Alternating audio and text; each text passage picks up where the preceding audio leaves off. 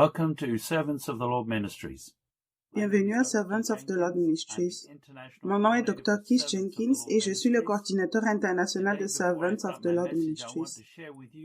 Avant de commencer mon message d'aujourd'hui, je veux vous partager la mission de ce ministère qui a été donné à Joseph Hitchcock il y a de nombreuses années. J'ai des enfants dans toutes les nations et tu as des frères et sœurs dont les cœurs crient vers moi. Ils m'ont demandé un ministère, des bénédictions et des dons.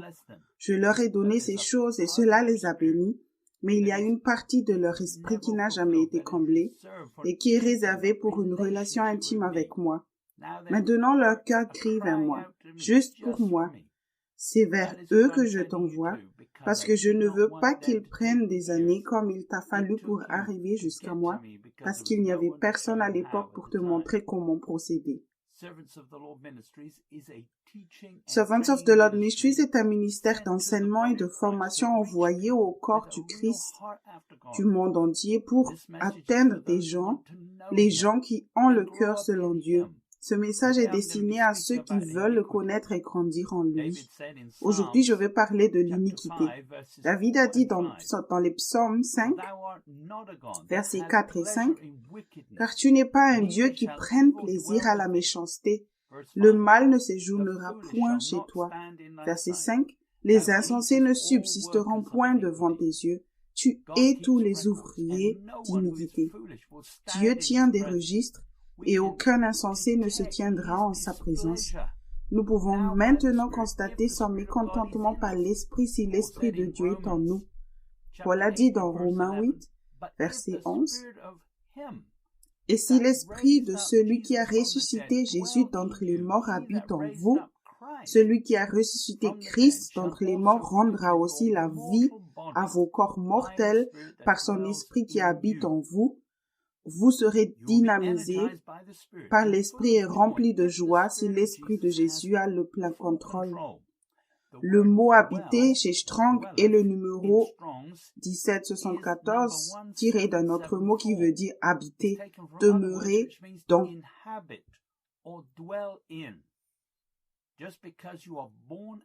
Le fait que vous soyez nés de nouveau ne signifie pas que le Saint-Esprit habite en vous comme il le devrait.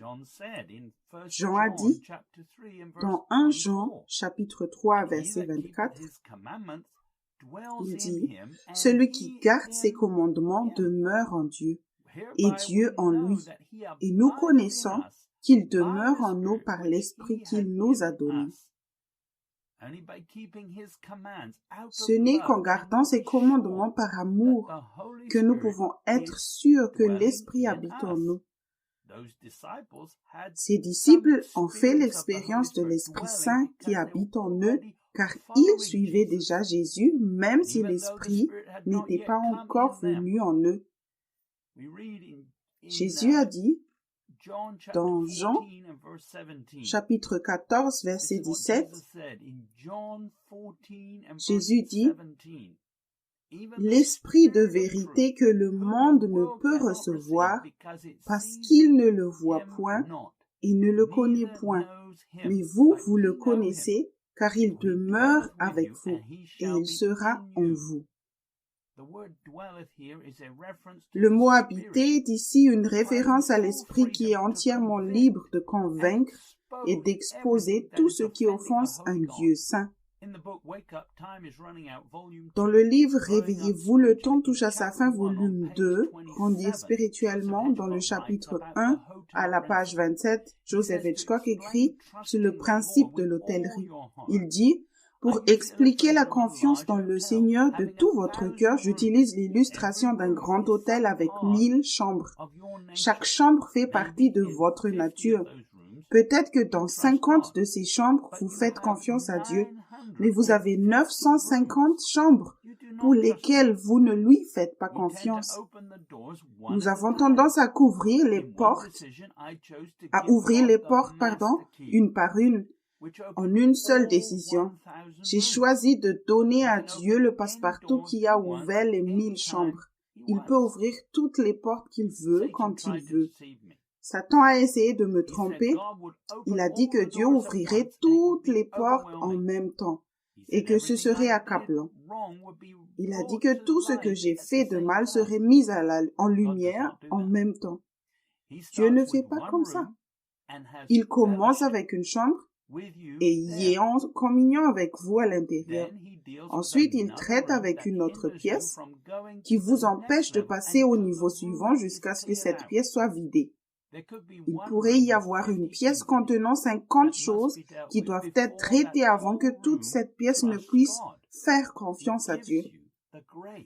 Il vous donne la grâce de travailler sur une zone à la fois.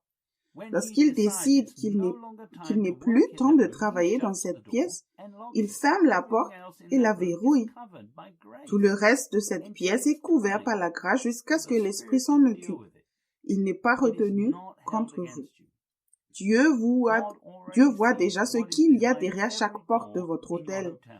Pourquoi ne pas lui donner le passe-partout pour que son travail puisse s'accomplir en vous? Ainsi, vous êtes renouvelés jour après jour et devenez comme le Christ.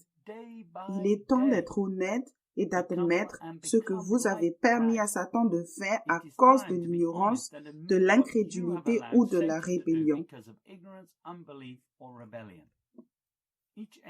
Chaque domaine qui a besoin de repentance est comme une chambre d'hôtel contenant de nombreux péchés dont la porte est fermée.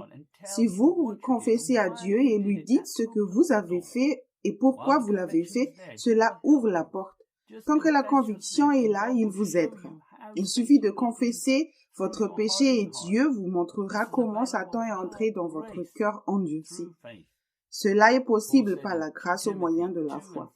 Paul a dit dans 2 Timothée, chapitre 1, verset 14, « Garde le bon dépôt par le Saint-Esprit qui habite en nous. » L'Esprit Saint qui habite en nous est une garantie de notre héritage.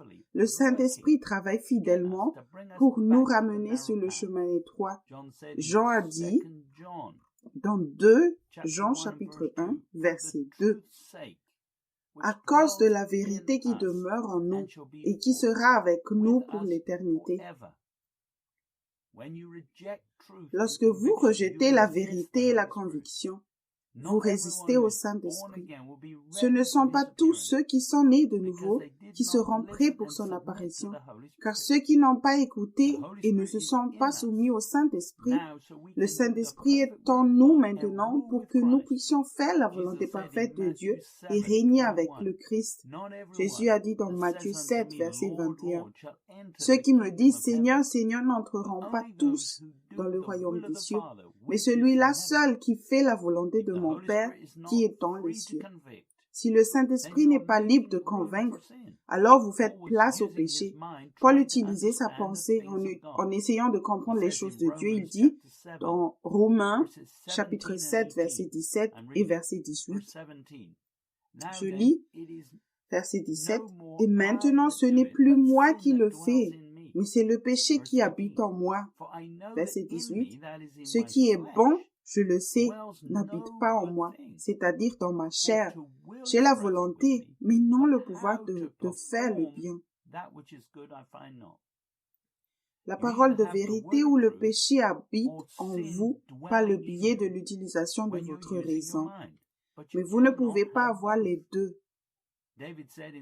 David a dit dans les psaumes 6, verset 9, nous prenons la version Darby en français, « Retirez-vous de moi, vous tous les ouvriers d'iniquité, car l'Éternel a entendu la voix de mes pleurs. » Il est préférable de se dépouiller de quelque chose plutôt que de faire un compromis sur la communion avec Dieu. Juste pour la communion avec le péché et l'iniquité.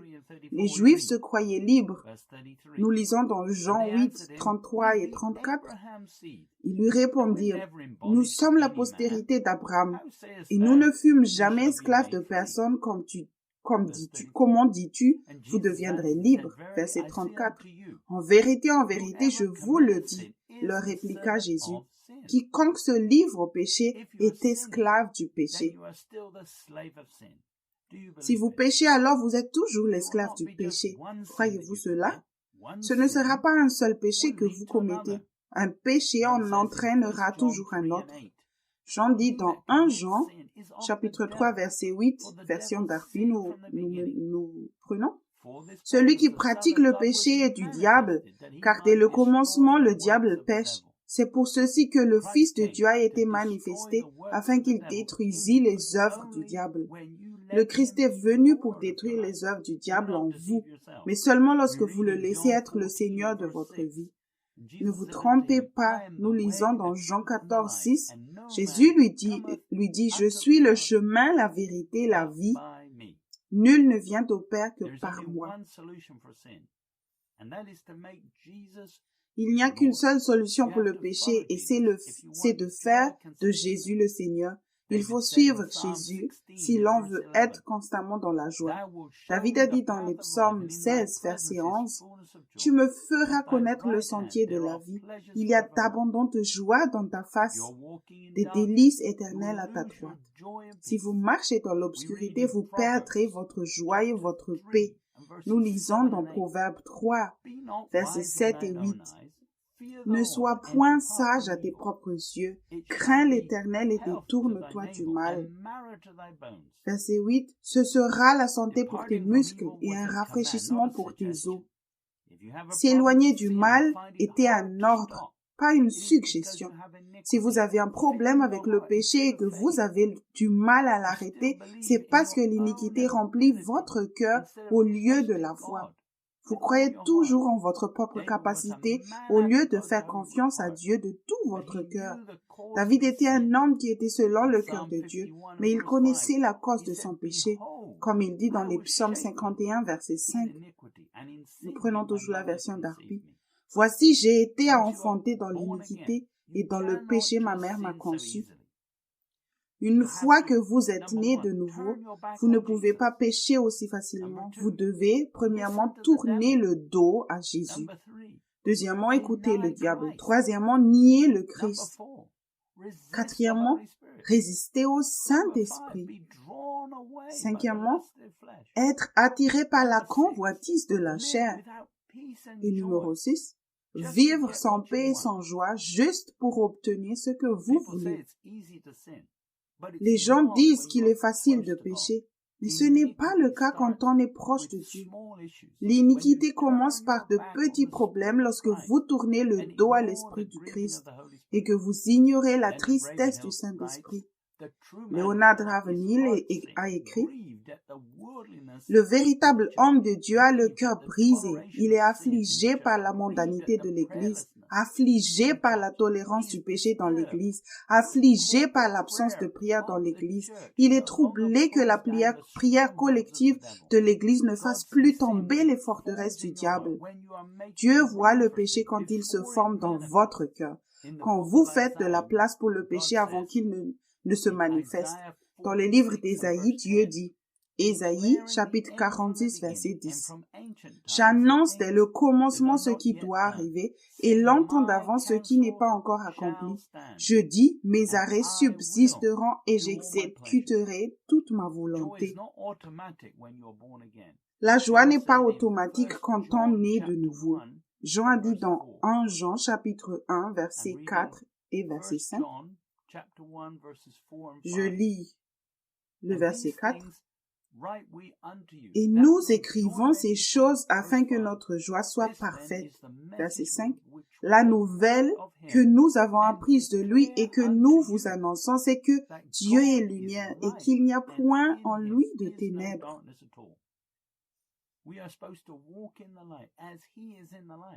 Nous sommes censés marcher dans la lumière, comme il est dans la lumière. Jésus a dit dans Jean, chapitre 3, verset 19, jusqu'au verset 21. Je vais lire d'abord le verset 19.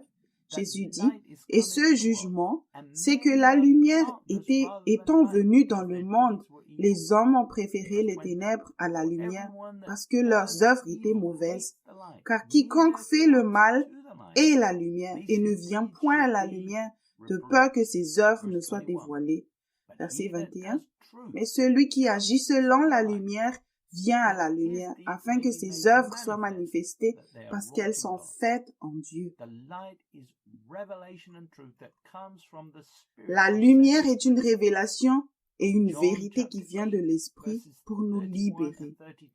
Dans Jean chapitre 8, verset 31-32, nous lisons, verset 31, « Et il dit aux Juifs qui avaient cru en lui, « Si vous demeurez dans ma parole, vous êtes vraiment mes disciples. » Verset 32, « Vous connaîtrez la vérité et la vérité vous affranchira. » On devient libre en étant un disciple de Jésus. Si vous vivez dans la chair, vous n'êtes pas libre. Les gens pensent qu'ils sont libres jusqu'à ce qu'ils récoltent les conséquences du péché. Paul a dit dans Romains 14, verset 17, « Car le royaume de Dieu, ce n'est pas le manger et le boire, mais la justice, la paix et la joie par le Saint-Esprit. » Vous ne pouvez pas non plus profiter du royaume de Dieu et être encore le Seigneur de votre vie. Vous ne pouvez pas avoir la justice et la paix avec Dieu sans vivre dans la lumière. L'obscurité vous symbolise quand vous utilisez votre propre pensée et quand vous prenez les décisions par vous-même. Si vous vivez dans les ténèbres, alors vous pécherez encore et encore. Si vous aimez la vérité, vous supporterez la correction et la conviction. Jean a dit dans 1 Jean chapitre 1 versets 6 et 7, si nous disons que nous sommes en communion avec lui et que nous marchions dans les ténèbres, nous mentons et nous ne pratiquons pas la vérité. Verset 7, mais si nous marchons dans la lumière comme il est lui-même dans la lumière, nous sommes mutuellement en communion et le sang de Jésus, son Fils, nous purifie de tout péché. Dans le livre Réveillez-vous, le temps touche à sa fin, volume 1, Fondation pour une maturité spirituelle, chapitre 1 à la page 18, Joseph Hitchcock écrit, « Son but est de supprimer tous les obstacles qui vous empêchent de jouir d'une communion constante avec lui. Son motif est toujours l'amour. Il vous convainc parce qu'il vous aime. Et avec la conviction, il a pris les dispositions nécessaires pour que le péché et la tristesse divine soient éliminés. Il a promis de vous pardonner lorsque vous vous repentirez. Cependant, si vous ne croyez pas cette vérité du fond du cœur, vous continuerez à lutter contre la conviction et vous aurez du mal à vous libérer dans votre esprit après avoir été convaincu. Je vais continuer en disant, dans 1 Jean chapitre 1 verset 8 jusqu'au verset 10, je lis le verset 8, « Si nous disons que nous n'avons pas de péché, nous nous séduisons nous-mêmes et la vérité n'est point en nous. » Verset 9, « Si nous confessons nos péchés, il est fidèle et juste pour nous les pardonner et pour nous purifier de toute iniquité. » Verset 10, « Si nous disons que nous n'avons pas péché, nous le faisons menteur et sa parole n'est point en nous. » N'oubliez pas que si vous dites un mensonge, vous en direz un autre. Les mensonges deviennent ainsi de plus en plus gros à chaque fois. C'est ainsi que commence l'iniquité, car elle est basée sur le rejet de la vérité et l'acceptation des mensonges à sa place. Si l'esprit vous convainc, ne résistez pas. Paul a dit, si l'esprit vous convainc, ne résistez pas. Romains 3, verset 4, loin de là que Dieu, au contraire, soit reconnu pour vrai et tout homme pour menteur, selon qu'il est écrit, afin que tu sois trouvé juste dans tes paroles et que tu triomphes lorsqu'on te juge. Si vous continuez à résister à la vérité, alors vous serez trompés.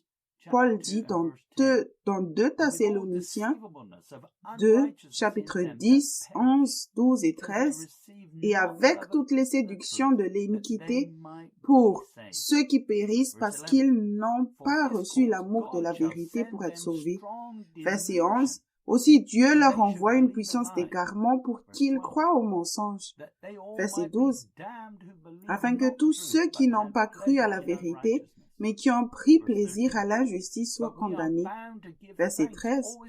Pour nous, frères bien-aimés du Seigneur, nous devons à votre sujet rendre continuellement grâce à Dieu parce que Dieu vous a choisi dès le commencement pour le salut par la sanctification de l'Esprit et par la foi en la vérité. Le but de l'illusion que Dieu envoie est que vous vous réveillez, repentiez vos esprits avant qu'il ne soit trop tard. Proverbe 10, 29. La voie de l'Éternel est un rempart pour l'intégrité, mais elle est une ruine pour ceux qui font le mal. La fin de l'iniquité, c'est aussi la destruction. Jésus a dit dans Matthieu, chapitre 15, verset 14, « Laissez-les, ce sont des aveugles qui conduisent des aveugles. Si un aveugle conduit un aveugle, ils tomberont tous deux dans une fosse. » Lorsque deux personnes se blessent en tombant dans un fossé, elles réalisent toutes les deux qu'elles suivaient un chemin qui leur semble juste. Il y a alors au moins deux personnes pour témoigner du fait que ce n'est pas la bonne voie. Dans les Proverbes, chapitre 16, verset 25, on lit « Telle voie paraît droite à un homme, mais son issue, c'est la voie de la mort. » Un chrétien charnel est obligé de travailler dur en se trompant lui-même pour justifier sa vie de rébellion. Jésus a dit dans Matthieu 7, 22, « Plusieurs me diront ce jour-là, « Seigneur, Seigneur, n'avons-nous pas prophétisé par ton nom? N'avons-nous pas chassé des démons en ton nom? Et n'avons-nous pas fait beaucoup de miracles par ton nom? » Verset 23. « Alors je leur dirai ouvertement, « Je ne vous ai jamais connu, retirez-vous de moi, vous qui commettez l'iniquité. » Le mot « travail » dans le texte de Strong est le numéro 2038. Cette voix intermédiaire tirée d'un autre mot qui veut dire « travailler ».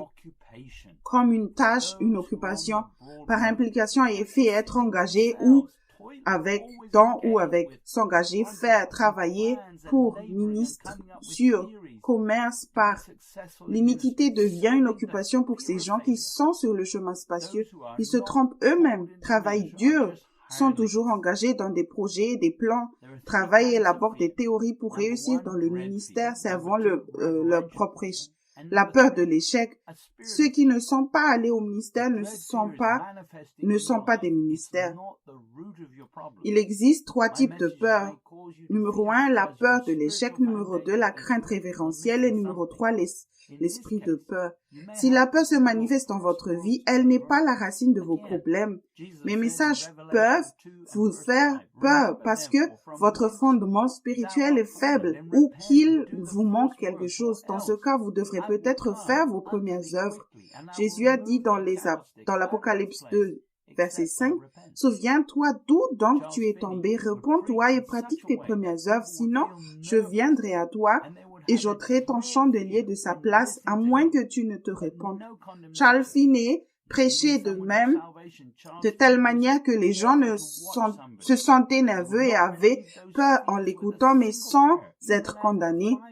En conduisant quelqu'un au salut, Charles Finney veillait à observer la personne. Il ne soulageait pas ses craintes par une simple prière, même après 5 jours. Il avait une chaise d'enquête. Les personnes à la recherche du salut devaient assister à une réunion d'enquête après. Ils voyaient la peur se transformer en une crainte révérentielle et la louange comme un signe qu'ils entraient vraiment sur le chemin étroit. Puis Charles expliqua à chaque personne le contrat du salut et lui expliqua qu'elle devait travailler son salut dans la crainte et le tremblement et se repentir régulièrement. C'était une caractéristique typique de ces convertis. Paul a dit dans Philippiens 2, verset 12, « Ainsi, mes bien-aimés, comme vous avez toujours obéi, travaillez à votre salut avec crainte et tremblement, non seulement comme en ma présence, mais bien plus encore maintenant que je suis absent. » Si vous n'êtes pas libre et que la peur se manifeste encore dans votre vie pendant de longues périodes, vous devez vous repentir et cesser de servir votre propre émotions.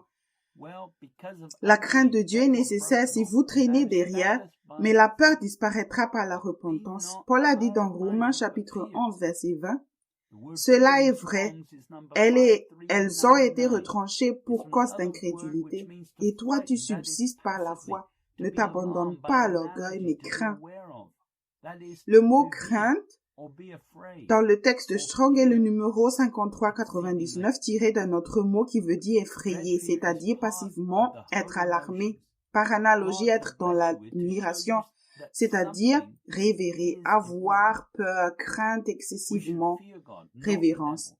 La peur terrifiante fait partie des émotions saintes dont Dieu peut vous bénir pour vous montrer l'importance de quelque chose.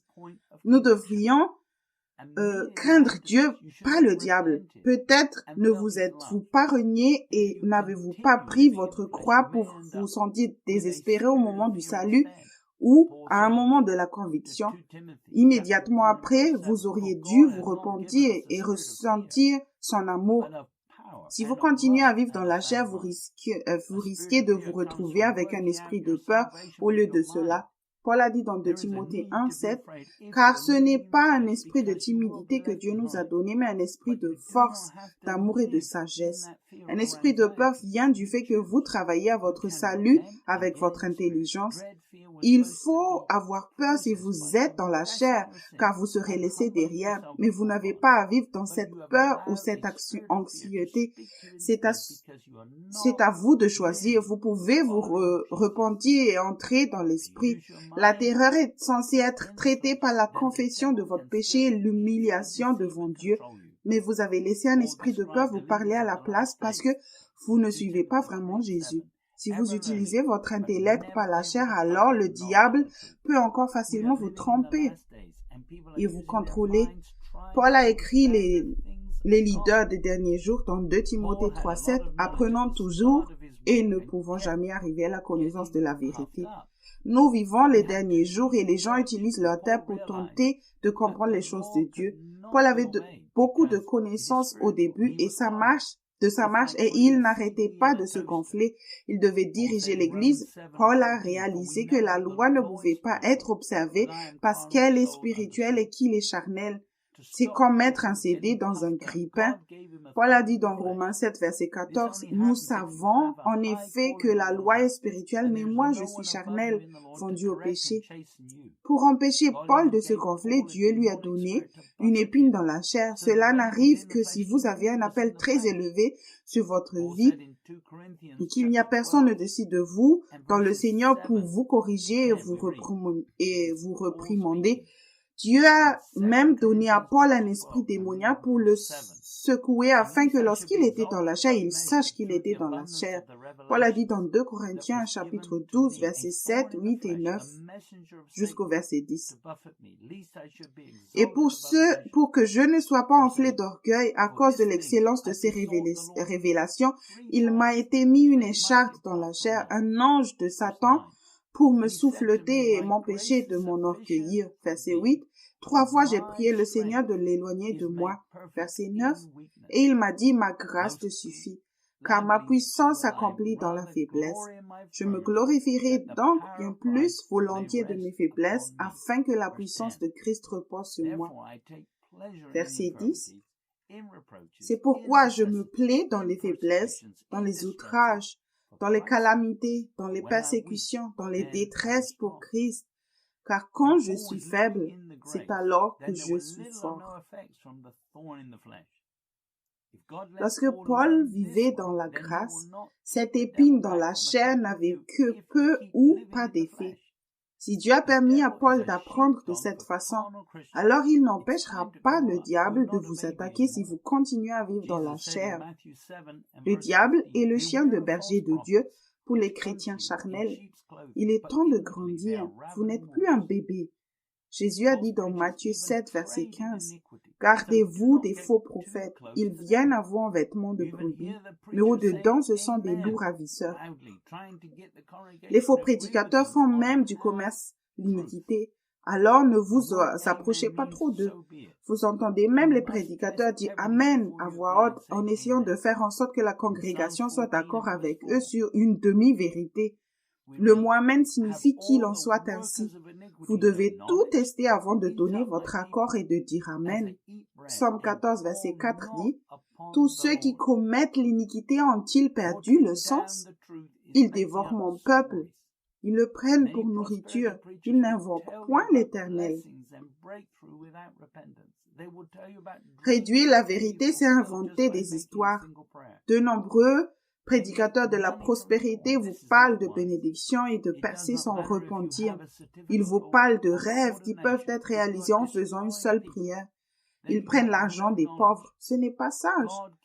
Peu importe si vous avez un certificat d'ordination, si vous détruisez les gens, alors vous n'avez aucune connaissance. Dieu tient un registre de tous les dommages, de la douleur et de la confusion que votre compromis a apporté aux autres. David prie, il dit dans les psaumes 28, verset 3, version Darby, « Ne m'entraîne pas avec les méchants, ni avec les ouvriers d'iniquité, qui parlent paix avec leur prochain, tandis que la méchanceté est dans leur cœur.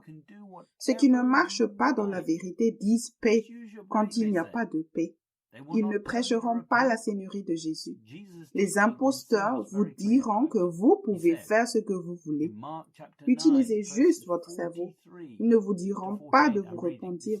L'enseignement de Jésus sur le péché est très clair. Il a dit, dans Marc chapitre 9, verset 43 jusqu'au verset 48.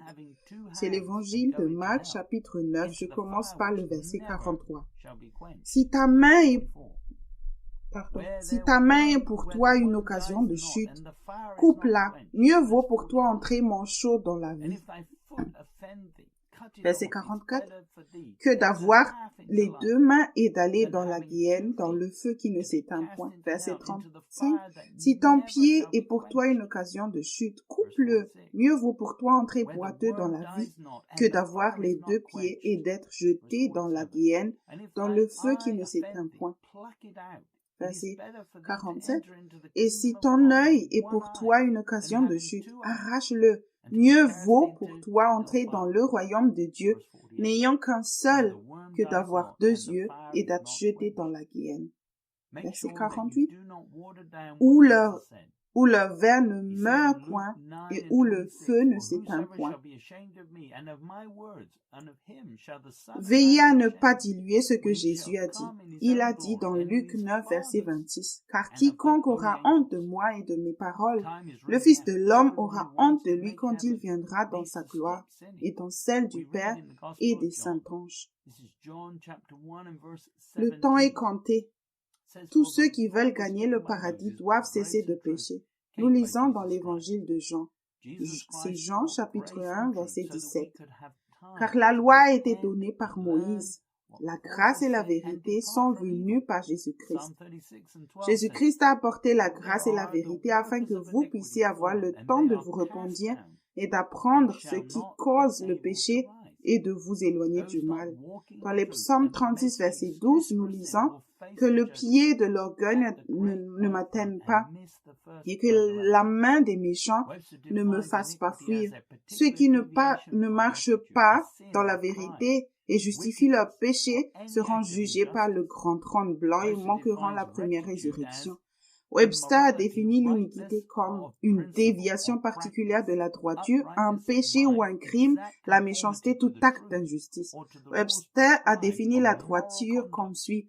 Dans la morale, la justesse de principe ou de pratique, la droiture d'esprit, la conformité exacte à la vérité ou aux règles prescrites pour la conduite morale, soit par les lois divines ou humaines, la droiture d'esprit et la disposition à agir en conformité avec toute norme connue de droit, de vérité ou de justice.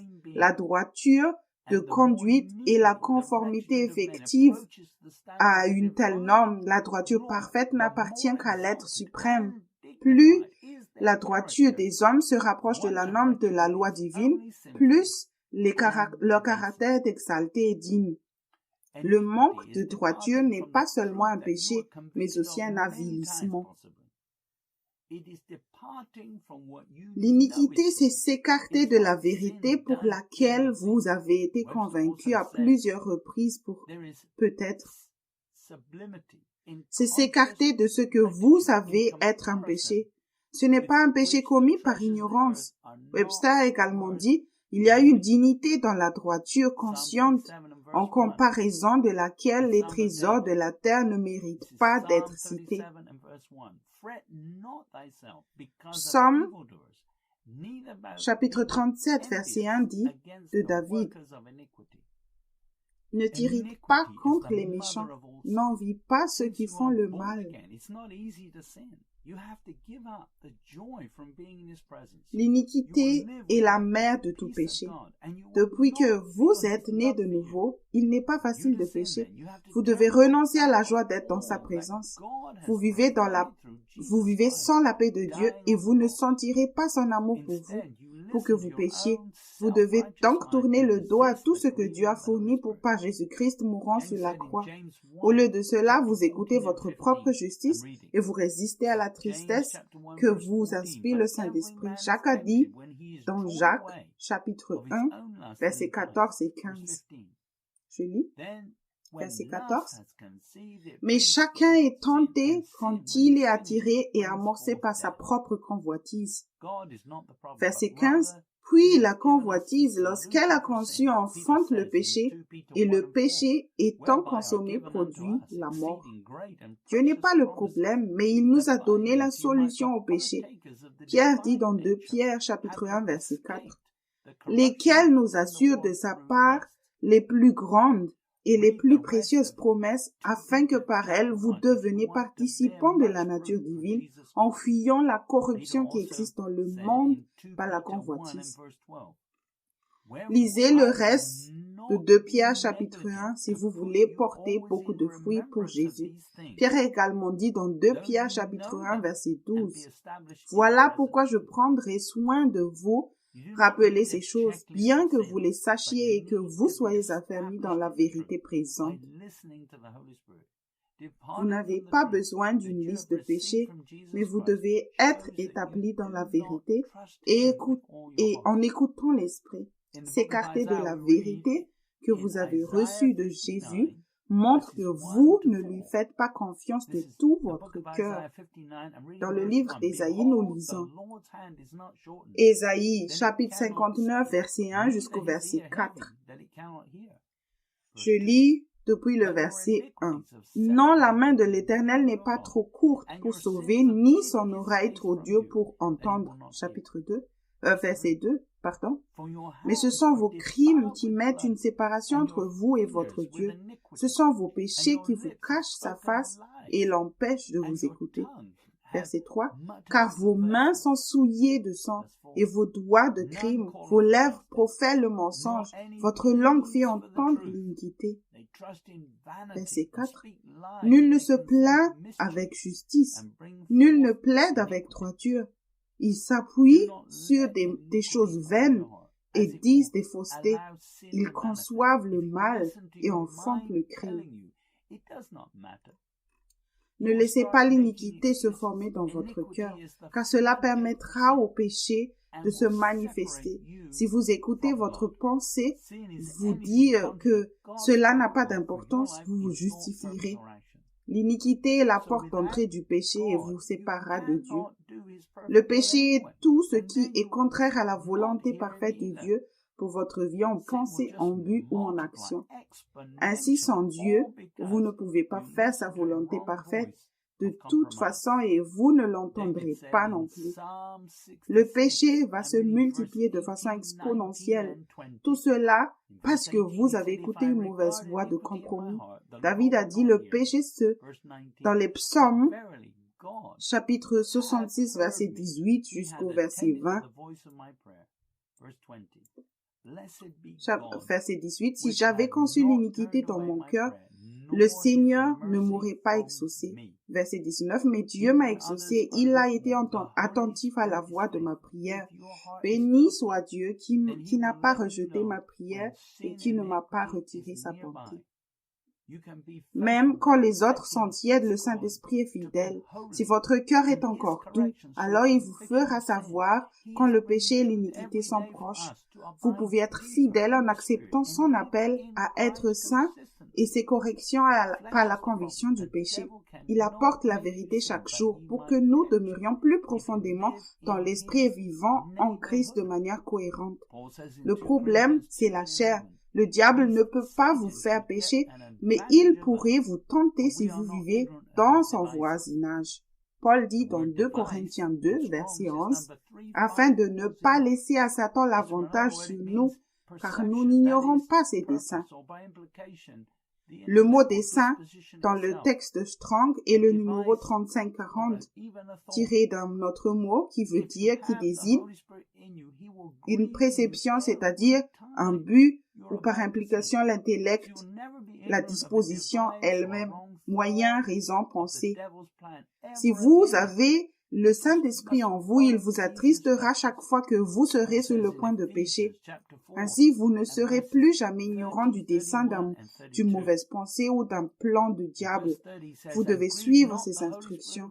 Paul dit dans Éphésiens, chapitre 4, verset 30 jusqu'au verset 32, je lis depuis le verset 30, « N'attristez pas le Saint-Esprit de Dieu par lequel vous avez été scellés pour le jour de la rédemption. » Verset 31, « Que toute amertume, toute animosité, toute colère, toute clameur, toute calomnie et toute espèce de méchanceté disparaissent du milieu de vous. Soyez bons les uns envers les autres, compatissants, vous pardonnant réciproquement comme Dieu vous a pardonné en Christ. » Paul dit que dans l'esprit, vous pouvez vous libérer de toute amertume, de toute vengeance, de toute colère, de tout mal parlé envers les autres qui s'est accumulé parce que la vérité est, le Christ vous a pardonné aussi. Si vous n'écartez pas ces choses, vous ne reconnaîtrez pas la tristesse du Saint-Esprit dans votre cœur.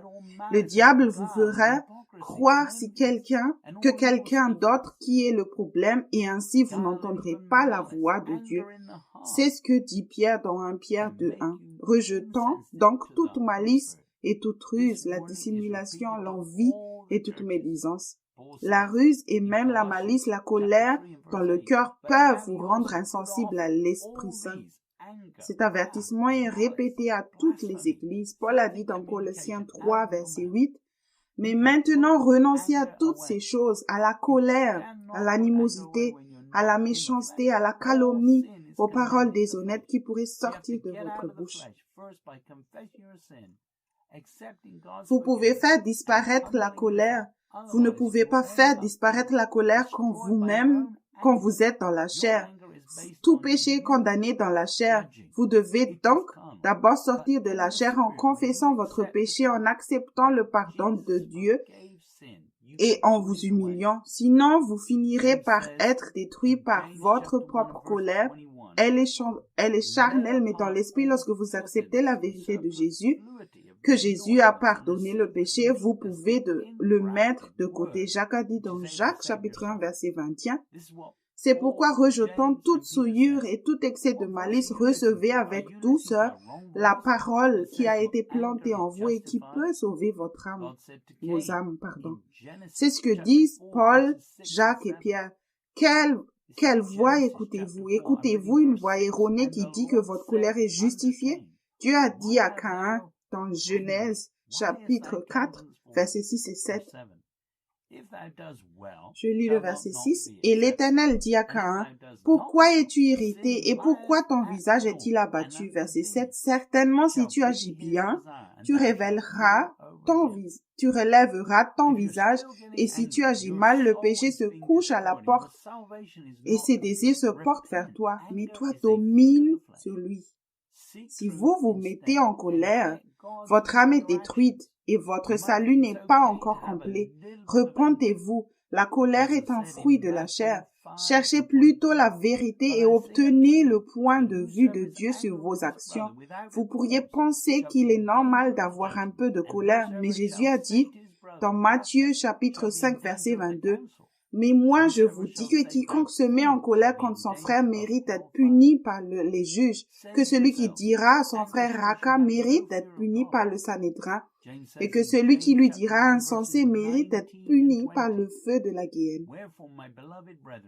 Sauvez-vous, la colère montre que vous n'avez pas la crainte de Dieu. » Jacques dit dans Jacques 1, chapitre 1, versets 19 et 20, « Sachez-le, mes frères bien-aimés, ainsi que tout homme soit prompt à écouter, lent à parler, lent à se mettre en colère. » Verset 20, « Car la colère de l'homme n'accomplit pas la justice de Dieu. » Le mot « accomplir » dans le numéro 2716 de Strong, tiré d'un autre mot, veut dire travailler pleinement, c'est-à-dire accomplir, implicitement terminer, façonner.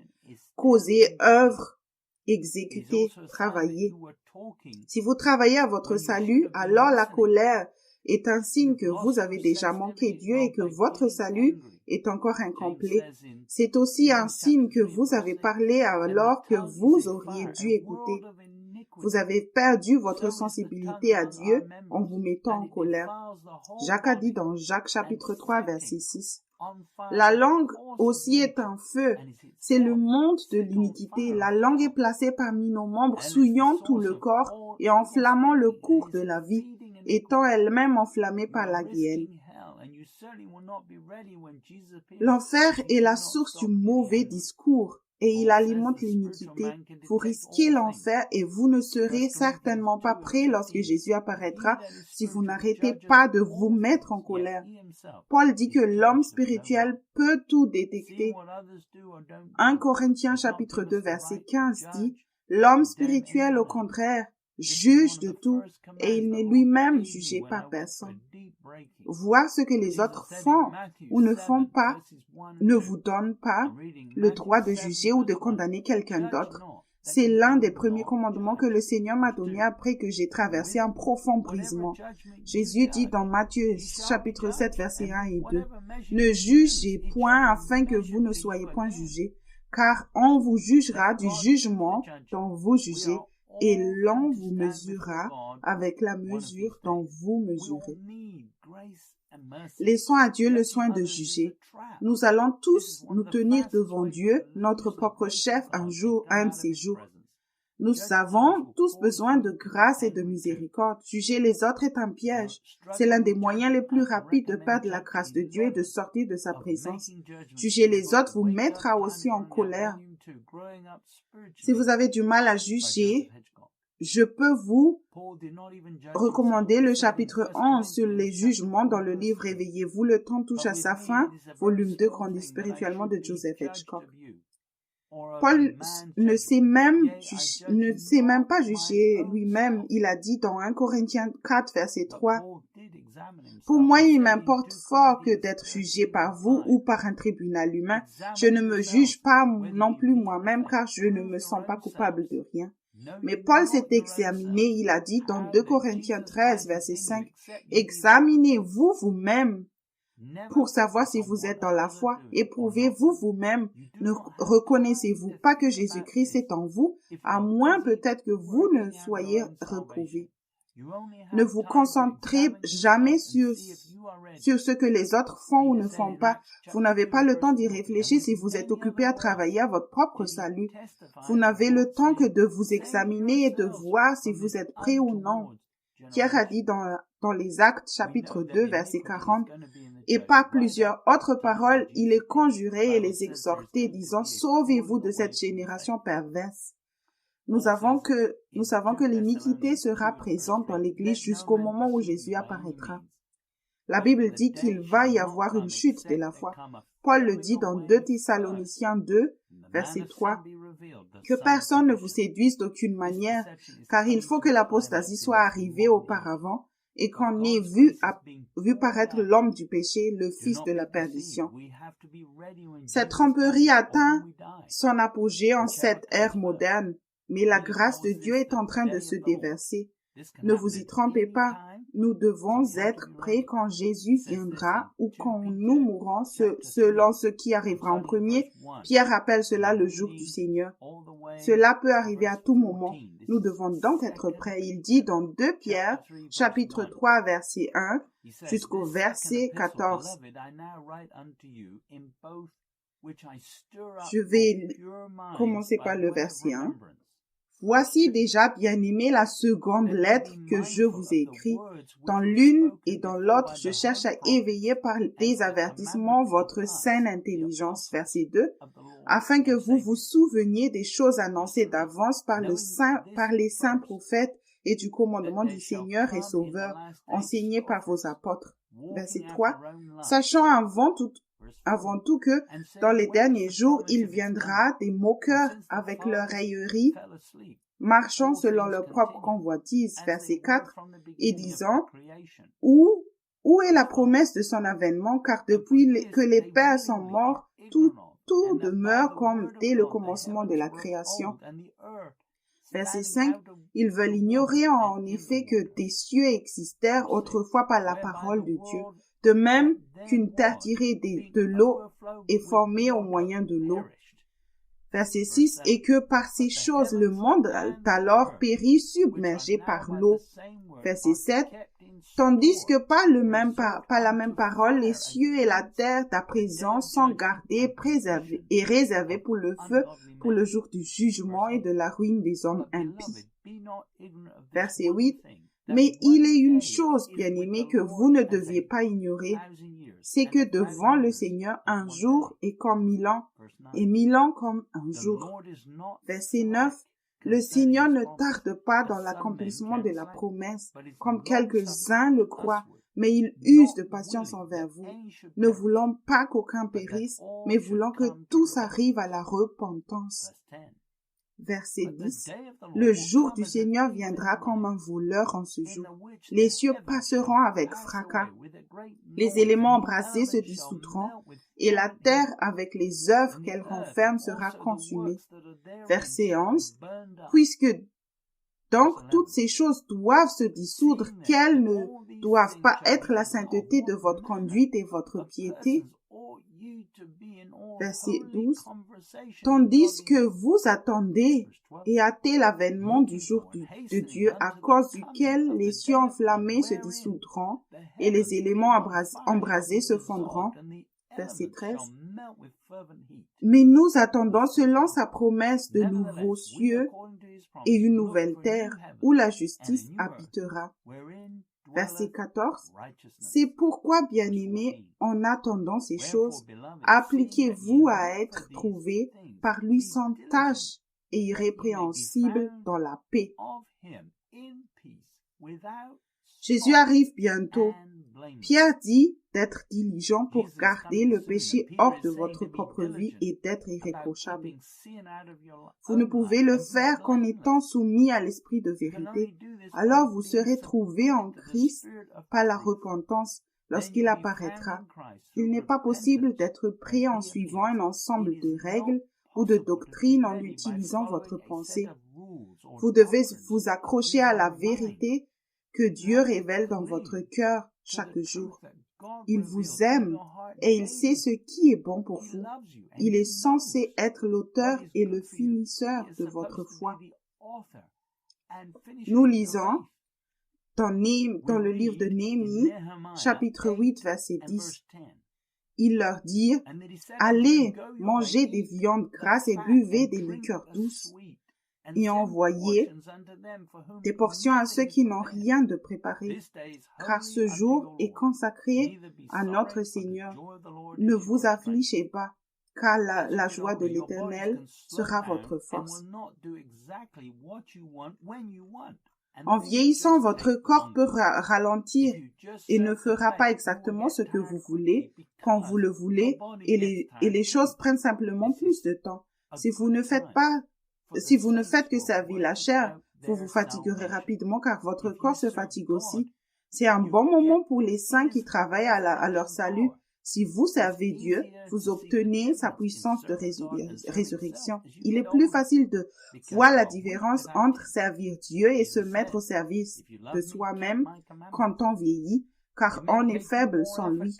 Jésus a dit dans Jean, chapitre 14, verset 15, « Si vous m'aimez, gardez mes commandements. » L'obéissance peut demander plus d'efforts. Même les petits actes de sacrifice et d'obéissance à l'esprit deviennent une expression d'amour encore plus grande parce qu'il faut plus d'efforts quand on est plus âgé. Alors excitez-vous. Paul dit dans Philippiens chapitre 2 versets 14 et 15, « Faites toutes choses sans murmure ni hésitation. » Verset 15, « Afin que vous soyez irréprochables et purs, des enfants de Dieu irrépréhensibles au milieu d'une génération perverse et corrompue, parmi laquelle vous brillez comme des flambeaux dans le monde. » Saisissez toutes les occasions de servir Dieu jusqu'au dernier moment. Ne vous justifiez pas. Vous avez besoin d'être vraiment passionné pour Jésus. Pierre a dit dans 1 Pierre, chapitre 4, verset 17, « Car c'est le moment où le jugement va commencer par la maison de Dieu. Or, si c'est par nous qu'il commence, quelle sera la fin de ceux qui n'obéissent pas à l'évangile de Dieu? Le jugement a déjà commencé dans la maison de Dieu. Dieu est le juge et il peut voir la racine du péché et de l'iniquité lorsqu'elle se forme dans votre cœur. La parole de vérité est utile car elle expose le péché avant qu'il ne se manifeste. Jacques a dit dans Jacques chapitre 1 verset 23, « Car si quelqu'un écoute la parole et ne la met pas en pratique, il est semblable à un homme qui regarde dans un miroir son visage naturel, verset 24, et qui, après s'être regardé, s'en va et oublie aussitôt quel il était. Verset 25, mais celui qui aura plongé les regards dans la loi parfaite, la loi de la liberté, et qui aura persévéré, n'étant pas un auditeur oublieux, mais se mettant à l'œuvre, celui-là sera heureux dans son activité. La loi de la liberté, c'est être libre de faire ce que Jésus dit. Paul le dit dans 2 Corinthiens 3, verset 17. Or, le Seigneur, c'est l'Esprit, et là où est l'Esprit du Seigneur, là est la liberté.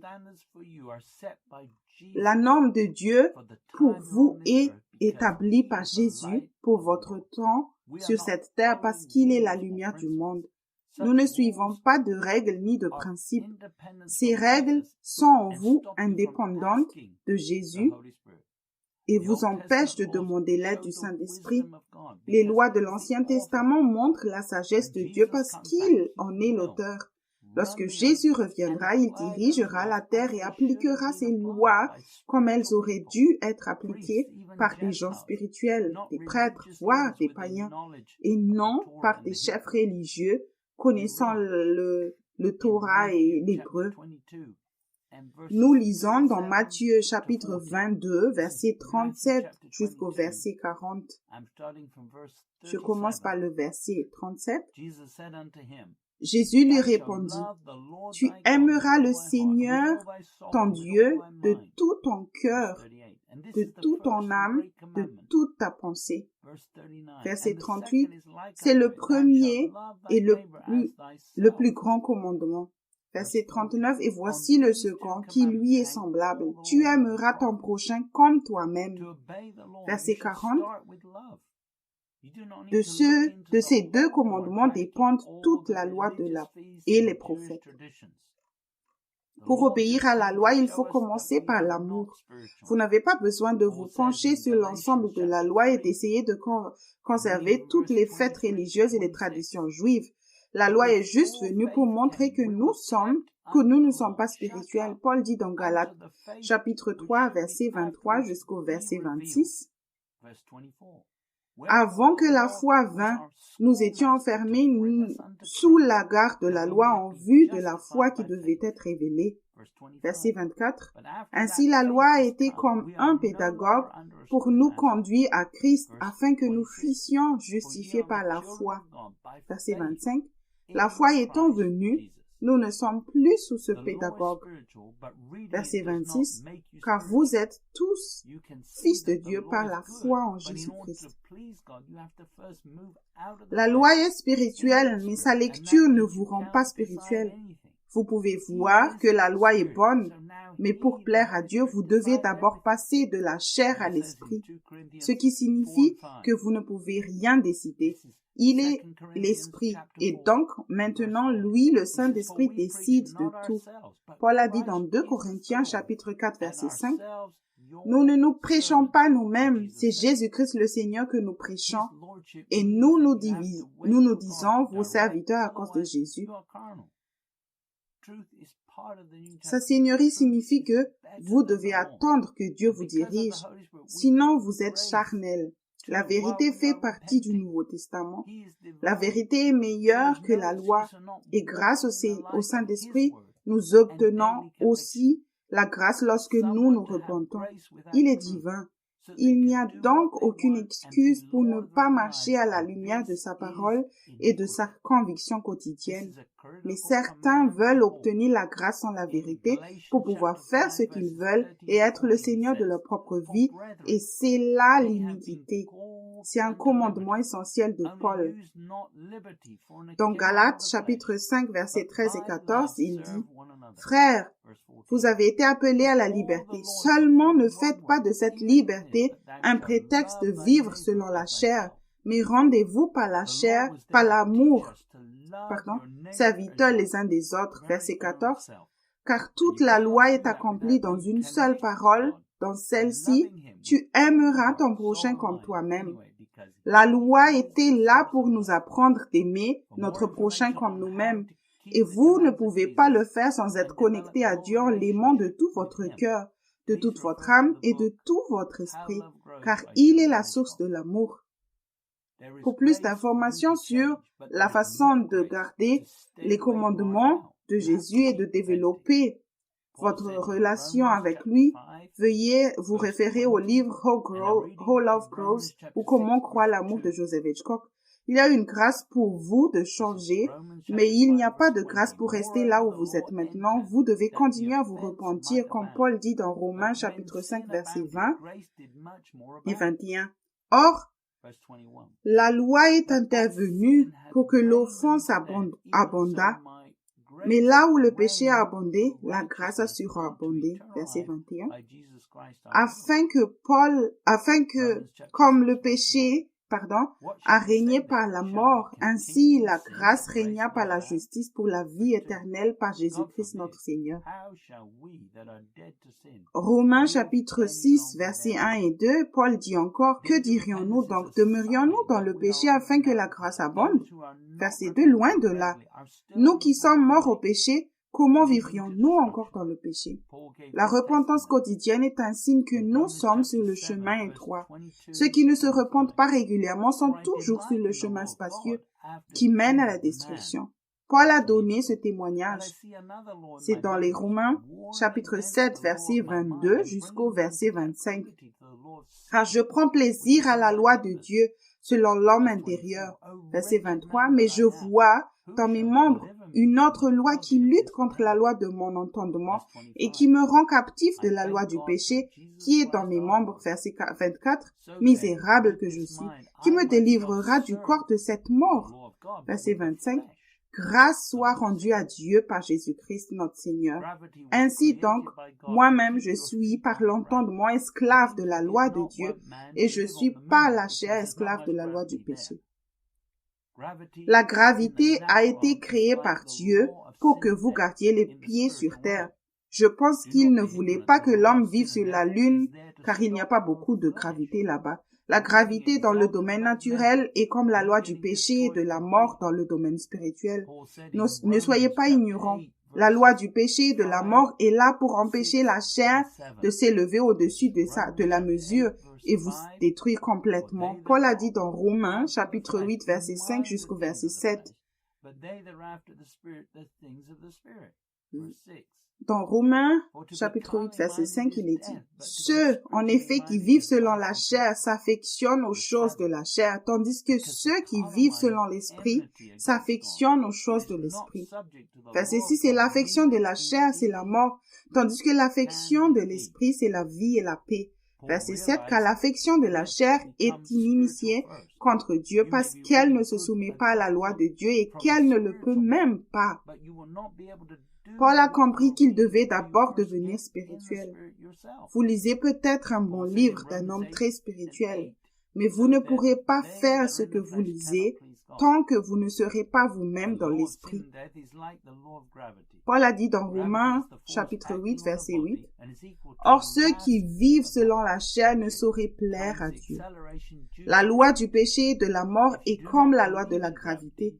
La gravité est la force agissant sur un corps et est égale à la masse de l'objet multipliée par l'accélération due à la gravité. Si vous ne croyez pas à la gravité, il suffit de lancer une pierre et de la regarder redescendre. Vous pouvez lancer la pierre encore plus vite et elle redescendra encore plus vite. Paul a dit dans Galates 6, versets 7 et 8, Ne vous y trompez pas. On ne se moque pas de Dieu. Ce qu'un homme aura semé, il le moissonnera aussi. Verset 8. Celui qui sème pour sa chair moissonnera de la chair la corruption, mais celui qui sème pour l'esprit moissonnera de l'esprit la vie éternelle. Certaines personnes pensent qu'il y a un moyen de garder Dieu heureux et d'obtenir tout de même ce qu'elles veulent en vivant dans la chair. Ils s'entêtent à servir de nature parce qu'ils ne croient pas à la vérité. Ils sont têtus et ont le cou raide. Jérémie chapitre 17 verset 23 dit: Ils n'ont pas écouté, ils n'ont pas prêté l'oreille, ils ont raidi leur cou pour ne point écouter et ne point recevoir instruction. Un chrétien têtu est comme un enfant rebelle qui joue avec des pierres. Il lance la pierre vers le haut et rejette la loi de la gravité, mais la pierre redescend et les frappe sur la tête. Comme ils ont le cou raide, ils recommencent et trouvent même une pierre plus grosse. Quand ils lancent la grosse pierre encore plus loin, parce que Dieu les aime, il ne laisse pas la pierre retomber immédiatement parce qu'elle va les blesser ou même les tuer. Il promulgue une nouvelle loi. Par cela, Dieu veut que vous vous repentiez avant de mourir en lançant des pierres. Certains pécheurs inventent même de fausses doctrines basées sur le fait qu'aucun mal ou rien de mal ne s'est produit alors qu'ils disent qu'il est correct d'être le Seigneur de votre vie et ils deviennent des ennemis de la croix. Paul a dit dans Philippiens 3, verset 18, « Car il en est plusieurs qui marchent en ennemis de la croix de Christ. Je vous en ai souvent parlé et j'en parle maintenant encore en pleurant. » De nombreuses églises soulignent la bonté de Dieu sans la sévérité de Dieu. Elles font donc en sorte que les gens lancent des pierres encore plus grosses en l'air et disent que cela n'a pas d'importance. Mais si vous continuez à pécher, vous finirez dans la destruction. Paul a dit dans Romains 11, verset 22, « Considère donc la bonté et la sévérité de Dieu, sévérité envers ceux qui sont tombés et bonté de Dieu envers toi si tu demeures ferme dans cette bonté, autrement tu seras aussi retranché. » Il n'y a qu'un seul moyen de surmonter la loi et du péché et de la mort. C'est de sortir de la chair et d'entrer dans l'esprit. De la même façon, quand on veut surmonter la gravité, on monte dans un avion. L'avion a des moteurs puissants qui ont assez de force pour s'élever au-dessus des forces de gravité qui ramènent l'avion sur terre. Mais si le commandant de bord coupe le moteur, l'avion s'écrase. Votre avion spirituel est en attente et disponible en Christ lorsque vous vous soumettez à la Seigneurie et que vous obéissez à marcher dans l'esprit. Vous ne pouvez pas prendre un jour de congé sans lui comme Seigneur, car sinon vous vous écrasez. Paul dit dans Romains 8, versets 1 et 2, « Il n'y a donc maintenant aucune condamnation pour ceux qui sont en Jésus-Christ. » Verset 2, « En effet, la loi de l'esprit de vie en Jésus-Christ m'a affranchi de la loi du péché et de la mort. » Aujourd'hui, les moteurs des fusées peuvent même vous emmener dans l'espace où il n'y a pas de gravité. Au début, c'est un travail difficile et beaucoup d'énergie est consommée sans grand rendement. Mais à mesure que la fusée monte, les effets de la gravité diminuent. Si vous voulez traiter l'iniquité, je vous suggère ce qui suit. Numéro 1. Ne vous comparez jamais avec quelqu'un d'autre que le Christ. Numéro 2. Ne jamais être jaloux de ce que les autres ont. Numéro 3. Se souvenir que les richesses s'effacent comme une fleur ou comme l'herbe. Numéro 4. N'oubliez pas que personne n'échappera au jugement. Numéro 5. N'enviez pas ceux qui font des choses sans intégrité et sans sainteté. Numéro 6. Cherchez d'abord le royaume de Dieu et sa justice. Vous êtes spécial. Si Dieu vous a donné quelque chose à faire, il vous a aussi donné la grâce de le faire. Mais faites-le avec la grâce et ne justifiez pas la chair. Commencez par le rendre Seigneur et cherchez son royaume. Ne supposez pas que vous êtes juste parce que vous avez prié la prière du pécheur. L'iniquité peut être définie comme un recul par rapport aux vérités que Dieu vous a personnellement données.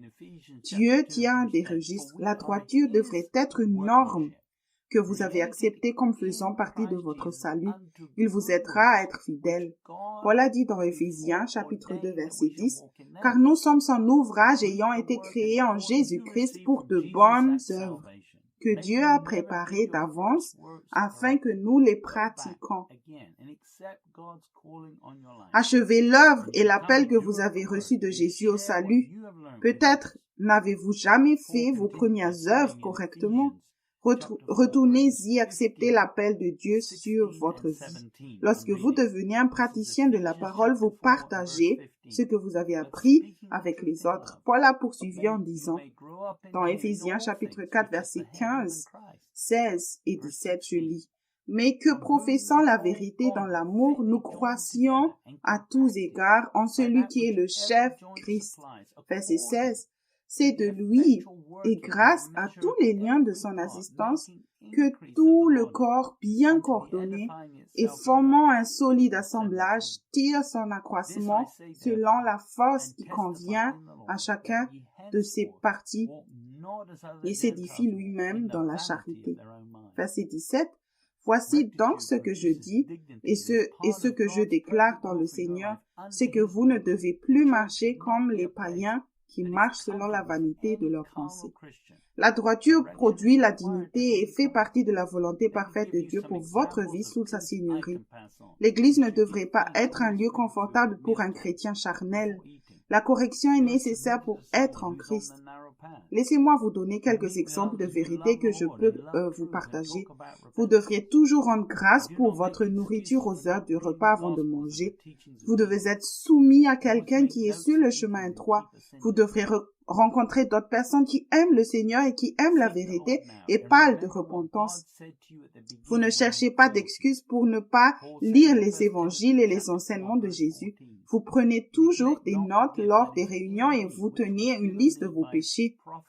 Cherchez le Seigneur maintenant et souvenez-vous de ce que Dieu vous a dit au début quand il vous a appelé. Paul a dit dans 1 Timothée, chapitre 4, verset 14, « Ne néglige pas le don qui est en toi et qui t'a été donné par prophétie avec l'imposition des mains de l'assemblée des anciens. Que s'est-il passé? Aviez-vous un cœur selon Dieu et maintenant devenez-vous religieux? Soit vous faites marche arrière, soit vous allez de l'avant. Vous devez vous éloigner de l'iniquité avant qu'il ne soit trop tard. Un jour sans chercher Dieu équivaut 2 jours plus tard à chercher Dieu juste pour se remettre sur la bonne voie. Jésus a dit dans Apocalypse chapitre 2 versets 4 et 5, « Mais ce que j'ai contre toi, c'est que tu as abandonné ton premier amour. » Verset 5, « Souviens-toi donc d'où tu es tombé, reprends-toi et pratique tes premières œuvres, sinon je viendrai à toi et j'ôterai ton chandelier de sa place, à moins que tu ne te répandes. » Vérifiez maintenant que vous n'avez pas remplacé l'obéissance à la vérité par une liste d'œuvres religieuses. Cette longue liste de tâches religieuses ne vient pas de Dieu. Dieu a donné à David la grâce d'être un soldat, mais il semble qu'il ait plutôt regardé la télévision à la place. Nous lisons dans 2 Samuel 11, versets 1 et 2. L'année suivante, au temps où les rois se mettaient en campagne, David envoya Joab avec ses serviteurs et tout Israël pour détruire les fils d'Ammon et pour assiéger Rabat. Mais David resta à Jérusalem. Verset 2. Un soir, David se leva de sa couche et comme il se promenait sur le toit de la maison royale, il aperçut de là une femme qui se baignait et qui était très belle de figure. David a laissé ses yeux vagabonder. Il y a un temps et un lieu pour tout. Vous ne devez jamais cesser de faire ce que Dieu a dit, surtout quand vous avez du temps libre, car c'est une occasion pour le diable et la tentation. Paul a dit dans Galates chapitre 5 verset 16, « Je dis donc, marchez selon l'esprit et vous n'accomplirez pas les désirs de la chair. » Le diable vous vaincra en vous faisant vivre dans la chair, en vous rendant confortable, en vous asservissant et en vous ridiculisant. Le diable veut que vous soyez un prédicateur de demi-vérité et que vous trompiez les autres. Jésus a dit dans Luc 14, verset 34, Le sel est une bonne chose, mais si le sel perd sa saveur, avec quoi l'assaisonnera-t-on? N'ignorez pas les tactiques du diable. Une fois que vous traitez avec la vérité avec mépris, le diable peut faire ce qu'il veut. Pierre a dit, dans 1 Pierre chapitre 1 versets 15 et 16, « Mais puisque celui qui vous a appelé est saint, vous aussi soyez saints dans toute votre conduite. » Verset 16, « Selon qu'il est écrit, vous serez saints, car je suis saint. » La sainteté n'est pas fondée sur l'effort humain. Si vous voulez vaincre le diable et vivre dans le Christ, vous devez aimer la vérité plus que toute autre chose. Joseph Hitchcock dit dans son livre « Réveillez-vous, le temps de Josaphat, volume 2, Grandir en maturité spirituelle, page 199, « Croire et obéir à la vérité est votre responsabilité. Personne d'autre ne peut le faire à votre place. Si vous vous écoutez, c'est parce que vous avez commencé à faire des compromis sur la vérité. Agissez maintenant et arrêtez la pourriture ou vous écouterez plutôt vos sentiments et vos émotions. Si vous en avez assez de résister au diable, cela signifie que vous résistez dans la chair et que vous devez vous repentir. Vous avez déjà été contaminé. Jésus a dit dans Matthieu 24, 12, « Et parce que l'iniquité se sera accrue, l'amour de plus grand nombre se refroidira. » Dans les derniers jours, ceux qui font des compromis sur la vérité feront perdre aux autres leur relation d'amour avec Dieu. Dieu tient des registres et Paul dit dans Colossiens 2, verset 21 jusqu'au verset 23, « Ne prends pas, ne goûte pas, ne touche pas. Préceptes qui tous deviennent pernicieux par l'abus et qui ne font fonder que sur les ordonnances de leur doctrine des hommes. Ils ont à la vérité une apparence de sagesse en ce qu'ils indiquent un culte volontaire de l'humilité et le mépris du corps, mais ils sont sans aucun mérite et contribuent à la satisfaction de la chair. Vous n'êtes pas autorisé à remplacer la vérité par des doctrines des hommes.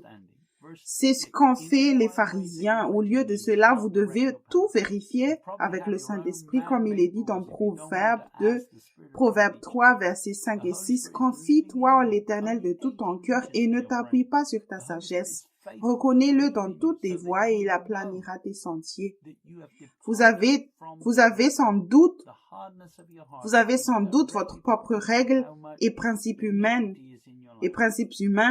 si vous ne demandez pas à chaque fois ce qui est à faire à l'esprit de vérité. Le Saint-Esprit vit en vous et seulement 18 pouces de votre cerveau.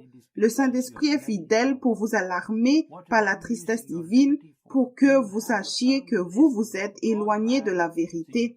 La dureté de votre cœur est directement proportionnelle à la quantité d'iniquité dans votre vie.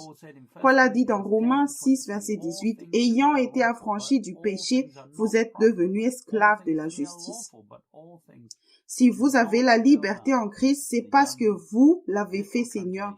À quoi sert votre liberté? Avez-vous votre propre liste de ce que Dieu permet afin que vous n'ayez pas à tout vérifier auprès du Seigneur? Cherchez-vous sa volonté permise plutôt que sa volonté parfaite? Paul dit dans 1 Corinthiens 10, verset 23, « Tout est permis, mais tout n'est pas utile. Tout est permis, mais tout n'édifie pas. » Connaître cette vérité ne signifie pas que vous avez une vie difficile. C'est plutôt que vous luttez contre Dieu. C'est cela qui vous rend la vie dure. Aaron Ross, un ministère ordonné, a donné un message appelé « Une nuit de plus avec les grenouilles ». C'est ce qui est arrivé à Pharaon avant qu'Israël ne quitte l'Égypte et qu'il ne périsse avec son armée. Vous vivez avec des grenouilles parce que vous avez rejeté la seigneurie de Jésus-Christ. Il n'y a pas de liberté face à Satan quand on est maître de sa vie. Dieu dit que vous récolterez ce que vous semez et il ne ment pas. C'est lui qui essaie de vous faire repentir maintenant et de vous faire revenir à la raison comme le fils prodigue. Le fils prodigue partant avant qu'il ne soit trop tard. Dans l'histoire du fils prodigue, nous lisons dans Luc 15, verset 21, « Le fils lui dit, « Mon père, j'ai péché contre le ciel et contre toi. Je ne suis plus digne d'être appelé ton fils. » Vous ne serez sauvés que si vous êtes totalement vulnérable à la correction quotidienne de l'Esprit Saint, qui est l'Esprit de Christ. Aucun sacrifice ne peut remplacer la nécessité d'obéir personnellement au Christ en tant que votre roi. Vous pouvez vous asseoir sur la clôture, mais c'est douloureux. Le diable se moque de vous parce qu'il n'y a pas de clôture. Vous êtes soit dans les ténèbres, soit dans la lumière. Il n'y a que deux royaumes. Dieu nous permet de goûter, mais ne vous y trompez pas. Psaume 34, verset 8, version Darby dit « Goûtez et voyez que l'Éternel est bon.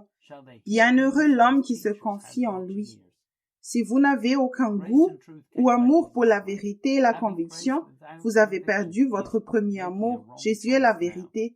Il semble que l'enseignement de Jésus soit trop épicé pour certains. C'est pourquoi ils ne lisent pas les évangiles à haute voix. Au lieu de cela, ils évitent la conviction et ne veulent pas se sentir mal à l'aise. Le temps est compté. Paul a dit dans 2 Timothée chapitre 4 verset 3, « Car il viendra un temps où les hommes ne supporteront pas la saine doctrine, mais ayant la démangeaison d'entendre des choses agréables, ils se donneront une foule de docteurs selon leurs propres désirs. » La grâce et la vérité sont venues par Jésus-Christ. Avoir la grâce en conviction, c'est faire un mauvais choix maintenant. Lorsque la grâce s'épuise, vous devez encore faire face au jugement. C'est pourquoi la grâce et la vérité sont venues ensemble. Paul dit dans les Hébreux 10, verset 23 jusqu'au verset 27, « Retenons fermement la profession de notre espérance, car celui qui a fait la promesse est fidèle. Veillons les uns sur les autres pour nous exciter à l'amour et aux bonnes œuvres. N'abandonnons pas notre assemblée comme c'est le coutume de quelques-uns, mais exhortons-nous réciproquement, et cela d'autant plus que vous voyez s'approcher le jour partant. Car si nous péchons volontairement, après avoir reçu la connaissance de la vérité, il ne reste plus de sacrifice pour les péchés, mais une attente terrible du jugement et l'ardeur d'un feu qui dévorera les rebelles. Vous devez travailler à votre salut par la repentance et la conviction fondée sur la vérité.